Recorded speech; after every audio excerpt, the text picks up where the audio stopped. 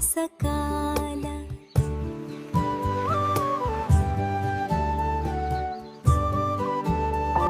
মা, পিতাজি, আমি বৈদ সুধীর কাকুর কাছে গিয়েছিলাম, কিন্তু তিনি টাকা ছাড়া ওষুধ দেবেন না। মালতী কাকিও টাকা দিতে মানা করে দিলেন। আমি এখন ঠিক আছি, একটু মাথা ঘুরেছিল মাত্র। যার সাথে কেউ থাকে না, তার সাথে ওপরের ভগবান থাকেন। পিতাজি, আমাদের সাথেই এত অন্যায় কেন হচ্ছে?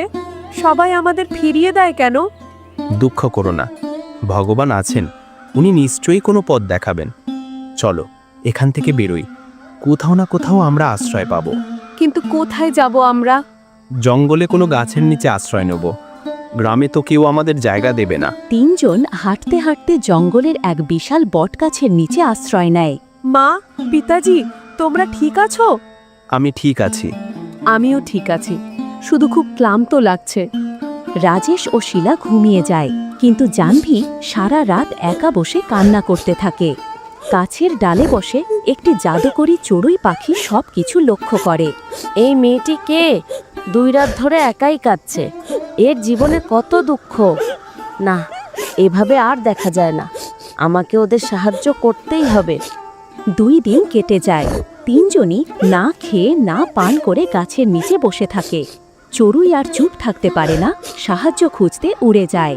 গৌরী, বোন, তোমার কাছে এসেছি এক বড় আশা নিয়ে। কি হয়েছে বোন? কেন এত ব্যস্ত? 2 দিন ধরে এক মেয়ে আর তার অসুস্থ মা বাবা জঙ্গলে বসে আছে, না খেয়ে না পান করে। তাদের দেখে আমার মন কাঁদছে। সাহায্য করতে চাই, কিন্তু আমি একা পারবো না। তুমি পারবে। যদি আমার সাহায্যে কারোর ভালো হয়, তাহলে আমি অবশ্যই যাব। চলো, আমাকে নিয়ে চলো। চড়ুই গরু গৌরীকে নিয়ে বটগাছের কাছে ফিরে আসে। এই গরুটা কোথা থেকে আনলে? কার? এই গরুটার মালিক মারা গেছে। তারপর থেকে ও বনে ঘুরে বেড়াচ্ছিল। আমি ভেবেছি এখন থেকে তোমাদের হবে। বর্ণপুর গ্রামের দরিদ্র কৃষক রাজেশ প্রতিদিনের মতো মাঠে কাজ করতে বেরিয়েছিল। গ্রামের পাশের পুরনো কাঁচা রাস্তা ধরে হাঁটতে হাঁটতে সে দেখতে পায় একটি দুর্বল ক্ষুধার্ত গরু রাস্তার ধারে কাঁপছে। গরুটিকে দেখে রাজেশের মন নরম হয়ে যায়। সে গরুর কাছে এগিয়ে যায়। ইস, এত দুর্বল হয়ে গেছে। আসো, আমার সাথে চলো। তোমাকে কাছে রাখলে আমাকেও ভরসা দেবে, আর তোমাকেও ঘর মিলবে।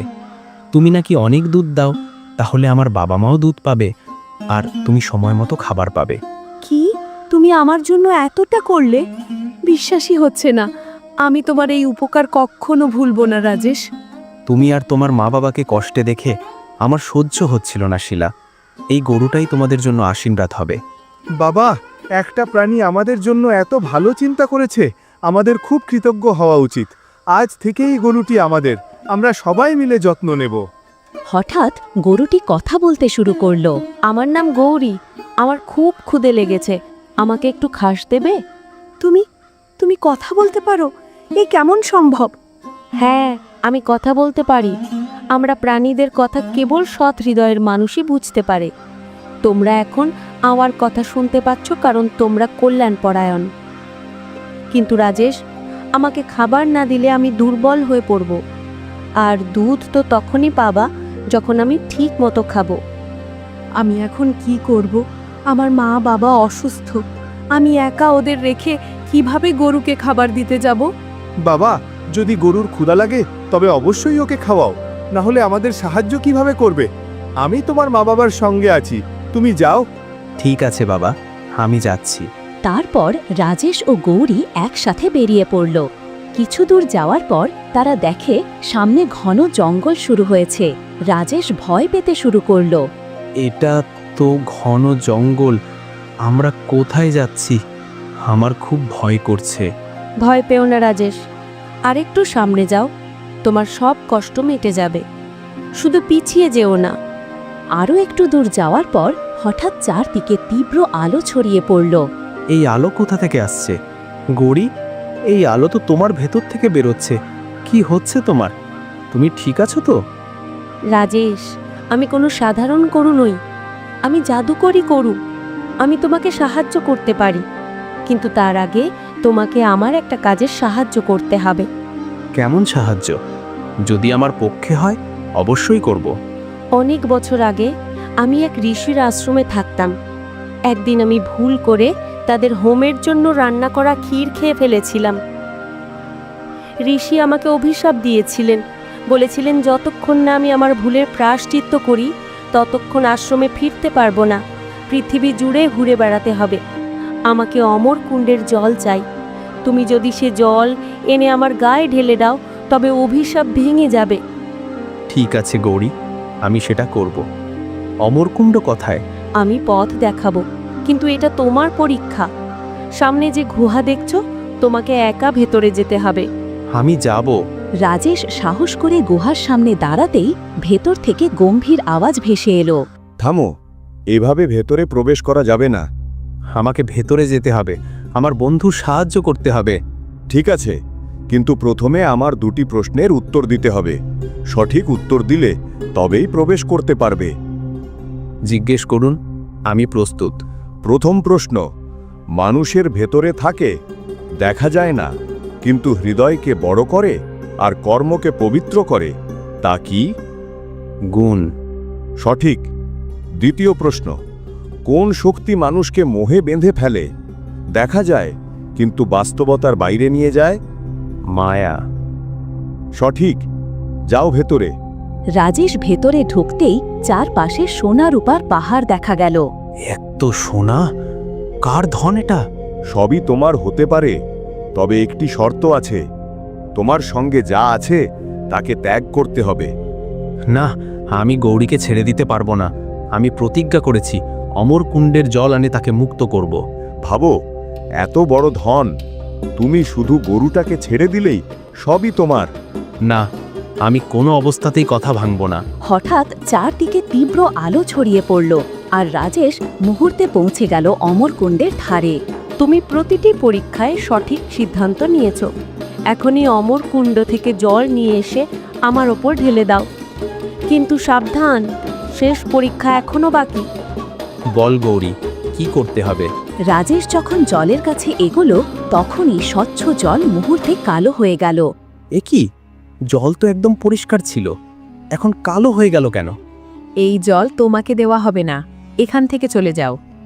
না, আমি না নিয়ে ফিরব না। কি করতে হবে বলুন। ঠিক আছে, শেষ পরীক্ষা। তোমাকে 3 জনের মধ্যে একজনকে ত্যাগ করতে হবে। তোমার মা বাবা, এই জাদুকরি গরু, অথবা তুমি নিজে। বলো, কাকে ত্যাগ করবে? রাজেশের মনে তোলপাড় শুরু হলো। সে দেখতে পেল মা বাবার কাঁপা কাঁপা ছায়া, চোখে জল, উদ্বেগ। বাবা, আমরা তো জীবন কাটিয়েছি, যদি এতে তোমার সুখ আসে আমাদের ত্যাগ করে দাও। হ্যাঁ বাবা, আমাদের নিয়ে ভাবো না, তোমার ভবিষ্যৎ বাঁচাও। রাজেশ, আমি কখনো চাই না তোমার জন্য তোমার পরিবার কষ্ট পাক। যদি প্রয়োজন হয় আমাকে ত্যাগ করো, তোমার উপর কোনো বোঝা হতে চাই না। এটাই তোমার শেষ পরীক্ষা। বলো, ত্যাগ কার? রাজেশ চোখ বন্ধ করে গভীর শ্বাস নিল। হৃদয় কাঁপছিল, কিন্তু সে উত্তর দিল। আমি কাউকেই ত্যাগ করতে পারি না। ত্যাগ প্রয়োজন হলে আমি নিজেকেই দেব। আমার মা বাবা আমার প্রাণ, আর গৌরী আমার বিশ্বাস। আমার জীবনের বিনিময়ে যদি গৌরী মুক্ত হয় তবেই ন্যায় হবে। এই কথাটি বলতেই চারপাশ কেঁপে উঠল। অমরকুণ্ডের কালো জল মুহূর্তে স্বচ্ছ হয়ে গেল। রহস্যময় ছায়া অদৃশ্য হল। তোমার উত্তর নিঃস্বার্থ, শুদ্ধ এবং পবিত্র। আমি তোমার ত্যাগ স্বীকার করছি। কালো হয়ে যাওয়া জল আরেকবার ঝকমক করতে লাগল। অন্ধকার মিলিয়ে গেল, জল আবার স্বচ্ছ হল। রাজেশ তাড়াতাড়ি জল তুলে গৌরীর ওপর ছিটিয়ে দিল। মুহূর্তেই নরম আলো গৌরীর শরীর জুড়ে ছড়িয়ে পড়ল। রাজেশ, তুমি অসম্ভবকে সম্ভব করেছো। এটা আমার কর্তব্য ছিল গৌরী, তুমি আমাদের বাঁচিয়েছ। তোমাকে মুক্ত করা আমার দায়িত্ব। গৌরী ধীরে পথ চলতে লাগল। রাজেশ তার পেছনে অনুসরণ করল। কিছু দূর গিয়ে গৌরী থামল এবং মাটি খুঁড়তে শুরু করল। মাটি? এখানে কি থাকতে পারে? রাজেশ মাটি সরিয়ে একটি পুরনো থলি পেল। খুলতেই সোনার ঝলক চোখ ধাঁধিয়ে দিল। এত সোনা, কার ধন এটা? আমি কিভাবে গ্রহণ করব? এই সোনার প্রতিটি মুদ্রা তুমি প্রাপ্য। এগুলো বহু বছর ধরে আমি জমিয়ে রেখেছিলাম। যাতে কোনো প্রকৃত মানুষ, কোনো সত্যিকারের হৃদয় একদিন সাহায্য পায়। তারপর রাজেশ সেই সোনা নিয়ে বর্ণপুর গ্রামের নিজের কুঁড়ে ঘরে ফিরে গেল।